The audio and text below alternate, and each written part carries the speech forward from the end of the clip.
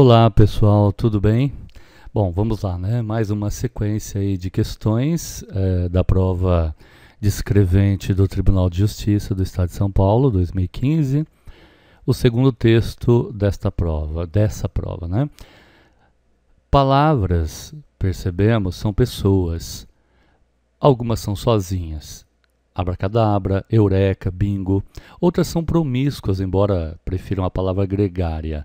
Estão sempre cercadas de muitas outras. Que, de, por. Algumas palavras são casadas. A palavra caudaloso, por exemplo, tem união estável com a palavra rio. Você dificilmente verá caudaloso andando por aí acompanhada de outra pessoa. O mesmo vale para frondosa, que está sempre com a árvore. Perdidamente, coitado, é um advérbio que só adverbia o adjetivo apaixonado. Nada é ledo, a não ser o engano, assim como nada é crasso, a não ser o erro. Ensejo é uma palavra que só serve para ser aproveitada. Algumas palavras estão numa situação pior, como calculista, que vive em constante menage, sempre acompanhada de assassino, frio e. Algumas palavras dependem de outras, embora não sejam grudadas por hífen. Quando tem hífen, elas não são casadas, são siamesas. Casamento acontece quando se está junto por algum mistério. Alguns dirão que é amor, outros dirão que é afinidade, carência, preguiça e outros sentimentos menos nobres. A palavra engano, por exemplo, só está com ledo por pena.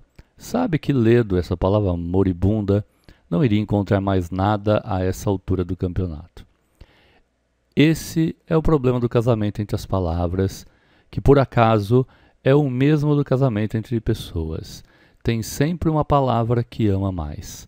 A palavra árvore anda com várias palavras além de frondosa. O casamento é aberto, mas para um lado só. A palavra rio sai com várias outras palavras na calada da noite. Grande, comprido, branco, vermelho. E caudaloso fica lá sozinho em casa esperando o rio chegar, a comida esfriando no prato. Um dia, caudaloso cansou de ser maltratado e resolveu sair com outras palavras. Esbarrou com o abraço, que por sua vez estava farto de sair com grande, essa palavra tão gasta. O abraço caudaloso deu tão certo que ficaram perdidamente inseparáveis. Foi Emanuel de Barros. Talvez para isso sirva a poesia, para desfazer ledos enganos em prol de encontros mais frondosos. Texto de Gregório do Vivier, chamado Abraço Caudaloso, né? Disponibilizado na Folha online, Folha UOL, em 2 de fevereiro de 2015. Aquela observação da palavra homenagem no texto, né, significando coabitação, vida em comum de um casal unido legitimamente ou não. Bem, lido o texto, não é?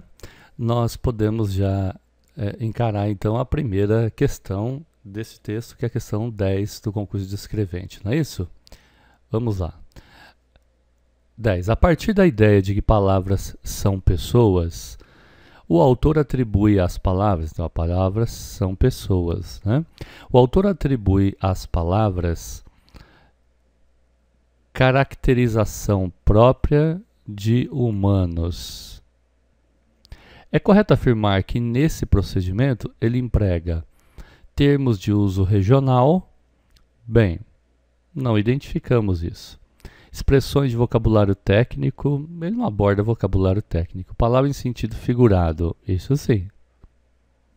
Palavras ainda não dicionarizadas, não. Veja, até menage ele cita o dicionário. E palavras de gírias de jovens também não. Então veja, palavras em sentido figurado. Vamos encontrar isso lá no texto, né? Já que a interpretação de texto, principalmente em todos os concursos, mas na VUNESP, é fácil você localizar no próprio texto o argumento favorável à questão, tá certo? Vamos lá então. Aqui está o texto, né? Veja só, algumas palavras são casadas, né? Porque ele diz que palavras são pessoas, né? Palavras são pessoas. E veja só, palavras são casadas. É uma linguagem figurada, porque as palavras não se casam, não tem registro em cartório, né? Não vão ter filhos. O fato de ser casada significa que algumas palavras adjetivam determinados substantivos. É o caso de frondosa, né, que adjetiva principalmente árvore, né? Perdidamente, que seria um advérbio que está quase sempre ligado ao apaixonado. Mas olha só, coitado. Coitado é um animal, uma pessoa, né? Ok? Casada. Olha o que diz aqui, ó. As palavras estão numa situação calculista. Ele diz que calculista vive em constante homenagem, ou seja, união. Em união, é casada, né? Sempre com a palavra assassino. Veja também que ele diz aqui, alguns dirão, né, que no caso dessa situação aí das palavras, é uma questão de afinidade, carência, ó, carência, preguiça. Quando é que a palavra vai ter preguiça, né? Perfeito? Moribunda, né, que está gravemente enferma, está para morrer, ok? São exemplos aí de linguagem figurada facilmente encontradas no texto. Portanto, voltando aqui à questão, aí, palavras em sentido figurado, alternativa C da questão 10. 11. No segundo parágrafo, então nós precisamos ir lá no texto, especificamente no segundo parágrafo. O autor aponta combinações de palavras que geram expressões como erro crasso, aproveitar o ensejo. Os termos nelas destacados é o termo crasso e o termo ensejo, né? Significam, respectivamente... Bem, pessoal, não é necessário ir lá no segundo parágrafo obrigatoriamente. Aqui é uma questão realmente de dicionário, né? Ou até de você analisar a combinação aqui, né? Erro crasso. Eu poderia pensar num erro imprevisto e aproveitar o dia, um erro imprevisto. Até poderia, né? Um erro premeditado, né? E aproveitar o tempo, também. Um erro clássico e oportunidade, também. As pessoas às vezes falam assim, um erro clássico, né? Grosseiro e ocasião, calculado e companhia, erro calculado. Enfim, todas aqui parecem ser possíveis, né, de combinar com erro e aproveitar.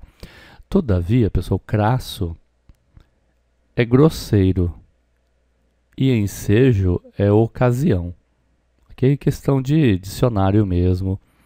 Erro crasso, erro grosseiro, aproveitar o ensejo, aproveitar a ocasião. A próxima questão, questão 12, não é? Vamos lá.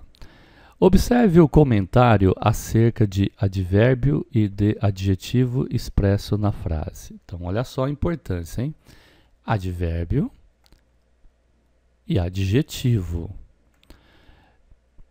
Perdidamente, que é advérbio, coitado, é um advérbio que só adverbia o adjetivo apaixonado. Apaixonado é adjetivo. Agora ele quer que você assinale a alternativa em que os termos destacados, negrito, né? Seja um advérbio modificado, advérbio modificando um adjetivo. E no segundo caso, um adjetivo. Vamos lá. Dificilmente é um advérbio de modo. Só que ele está aqui modificando o verbo. E ele quer que o advérbio modifique o adjetivo. Já não dá certo aqui, né? Menos nobres. Menos nobres. Nobre, mais ou menos nobre. Veja só, nobre é um adjetivo, né? Atitudes nobres, atitudes mais nobres. Veja que nobre aqui não está no sentido de substantivo como os nobres chegaram, os nobres se revoltaram contra o rei. Não, é nobre no sentido de atitude, de comportamento nobre. Então aqui é um adjetivo. Mais, menos, demais é um advérbio de intensidade. Então aqui eu tenho um advérbio modificando um adjetivo. Aqui eu tenho a palavra união, que é um substantivo, e ela está adjetivada pelo adjetivo estável. Aliás, em geral, né, as palavras que terminam em ável, ível, são adjetivos. Possível, estável, né, mensurável, indefinível, ok? Em geral são adjetivos. Então aqui, um advérbio modificando um adjetivo e aqui um adjetivo que adjetiva aqui da qualidade ao substantivo união. Alternativa B atende aqui a questão. C. Várias palavras. Muitas palavras, né? Veja só, aqui palavra é substantivo. Várias palavras dá a ideia de um pronome indefinido, né? Muitas palavras, várias palavras, não sei que palavras são essas, assim como outras também teriam um valor mais de pronome indefinido.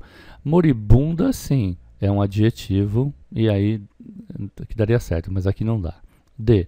Sempre é um advérbio, né? Um advérbio de tempo, mas tem é verbo. Esse advérbio é modificador de verbo. Nós procurávamos um advérbio modificador de adjetivo. Aberto, sim, é adjetivo. E. Sempre acompanhada. Sempre é um advérbio modificador de acompanhada, que é adjetivo. Perfeito. Só que aqui, ó, algum mistério, algum é pronome definido, mas a palavra sublinhada aqui, ó, o negrito, é mistério, que é um substantivo. Não é? Então não vai dar certo, ok? Aqui é substantivo, aqui é adjetivo, mas isso aqui é um verbo, não dá certo, apenas a alternativa B, ok? Muito bem, na próxima aulinha aí, continuaremos a resolução dessas questões da prova descrevente. Até mais, bons estudos.